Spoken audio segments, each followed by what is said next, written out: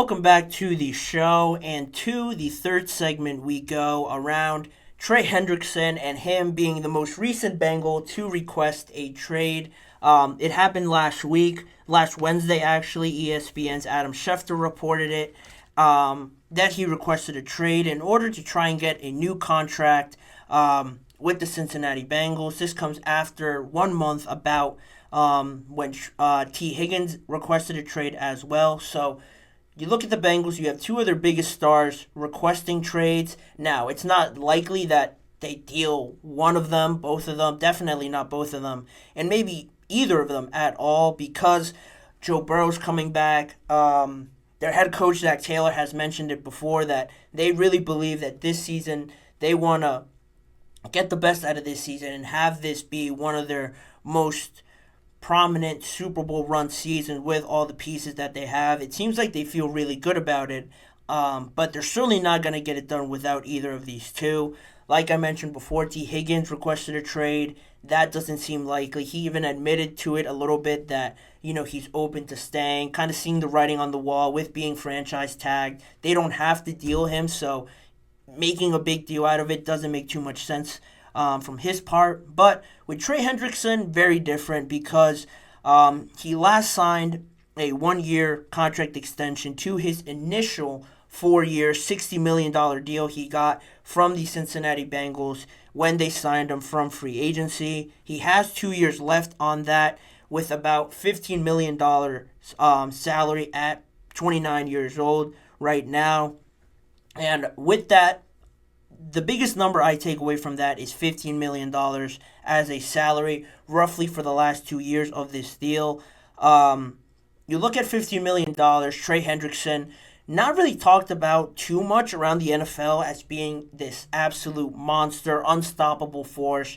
When you think of the best edge rushers, defensive ends, outside linebackers, whatever you want to call them, the first names that pop to mind are Nick Bosa, TJ Watt, Myles Garrett, and guys like that, Micah Parsons as well. You don't really throw Trey Hendrickson's name in there too much, but he's coming off of one of his best years, a career high with 17 and a half sacks, which was tied for second with Josh Allen, and only Myles Garrett and TJ Watt have had more sacks than Trey Hendrickson's 53 sacks over the last 4 years. So you compare the numbers like that, and it might not be such a huge drop-off from those guys like Garrett and TJ Watt and Josh Allen in there as well.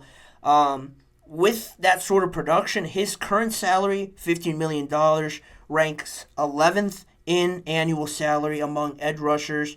The Bengals don't feel inclined to trade him right now, as they shouldn't. But obviously, because he signed through 2025, they don't feel like they have to do anything with this trade request. But the big issue, at least for me, if I'm Trey Hendrickson, 11th as the annual salary for him, the sort of production like I just mentioned with some of the top guys.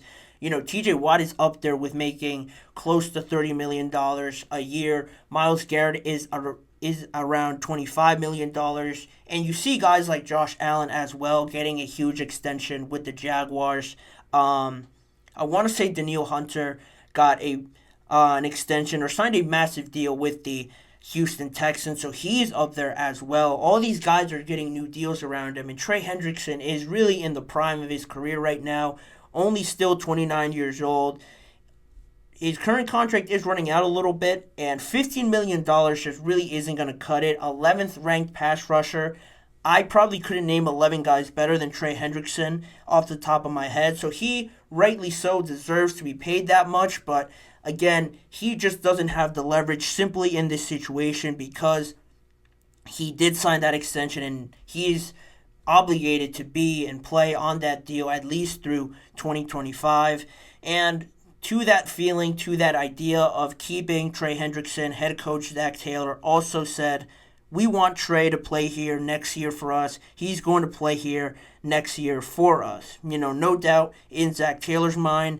But Trey Hendrickson and his agent, Harold Lewis, met with Cincinnati in March to ask about a potential trade, according to ESPN. So this situation has sort of been brewing and nothing has been really concrete up until now.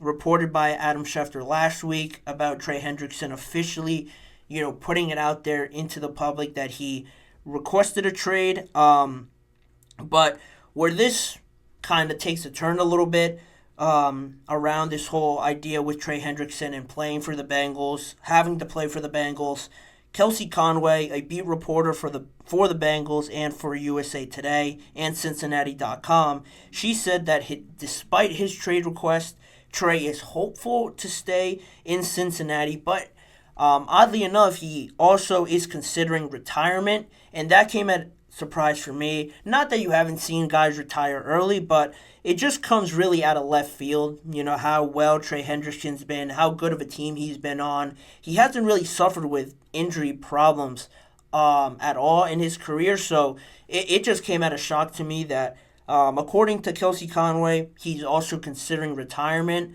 You don't want to say that the money is pushing him towards that, but it's just something to monitor if he ends up retiring and how that throws everything out the window for the Bengals. Him being one of their prominent, just overall players on their team, they don't have anywhere near the level of success that they have without him. Even with Jamar Chase, even with T. Higgins and Joe Burrow, he is just as important to the team as is Jamar Chase and T. Higgins. Definitely, you might make an argument for Joe. He's the quarterback and how well he's been, but I'll put Trey Hendrickson up with either of those two other guys and how he has played into all this success that they've had.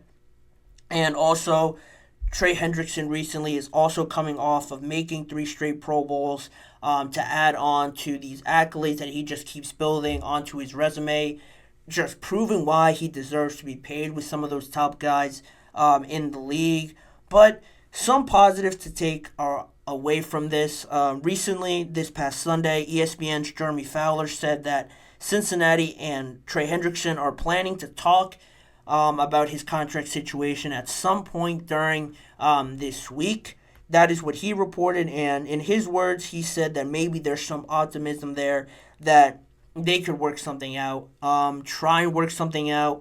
I know the Bengals don't want to lose him, and if they were maybe to be open to the situation of trading him if, the other option is retirement, and I'm sure they don't want to see that. He'll be a hot commodity on the market for any team. The first team that jumps to my mind is the Atlanta Falcons. If he were to be available, I'm sure the Falcons would be one of the first teams to ask the Bengals about, what can be done around this. And if he goes there, I'll take back most of what I said about the Michael Penix trade if they get Trey Hendrickson, but or not the trade, the Michael Penix draft selection in the draft. But that would be right away some teams that I think would benefit from this right away, with the Falcons being one of the highest suitors. And it is surprising, but with the recent trend that the Bengals have had, oddly enough, with some of their players, some of their better players, Jesse Bates, Jonah Williams, being in these contract disputes with the Bengals and just how they've handled it. Jesse Bates had one of the best seasons when he was wanting a contract extension. There were some rough goings of it with Jesse Bates and figuring it all out before he ended up going to the Atlanta Falcons and not re-signing with the Cincinnati Bengals. That is something to keep an eye on. And then Jonah Williams as well, leaving because they weren't happy with their contracts and being franchise tagged and stuff like that. He also decided to move on from the Bengals. And it's not really a trend, so to say, but it is at least a pattern. It happened with Jesse Bates, one of their best players, then Jonah Williams, highly drafted player for them. It is just something to keep in mind, especially with now T. Higgins requesting a trade and Trey Hendrickson as well. Both of them not happy with their contracts based on prior actions with the Bengals. It seems like one of them, both of them, at least none of them for now, are going to move on. But it is something to keep an eye on because the Bengals haven't been on the positive side of how these sort of situations ended up. And one thing that's interesting, sort of like the Dallas Cowboys and their contract extensions, trying to figure it out.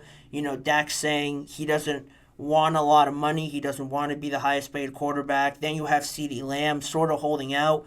both of them attacking this situation of getting a new contract in different ways, sort of trying to one up each other, looking at it a certain way, and trying to jump the line and being the first ones to get that extension. Dak saying he doesn't want to be the highest paid. Maybe he jumps to the front of the line. CeeDee Lamb not attending their voluntary practices, maybe holding out the whole offseason. Maybe we should put him first because we can't afford to lose him and have him be upset and consider leaving. Those sort of things can relate here a little bit. T. Higgins requested a trade. Trey Hendrickson now requested a trade. So it'll be interesting to see how the Bengals sort of manage that, who they put first, how much money they give whoever they put first, and how that affects the contract talks, negotiations with the next person. To me, it seems like it's hard to put a designation on this, on who I think they discuss with first, who they value more.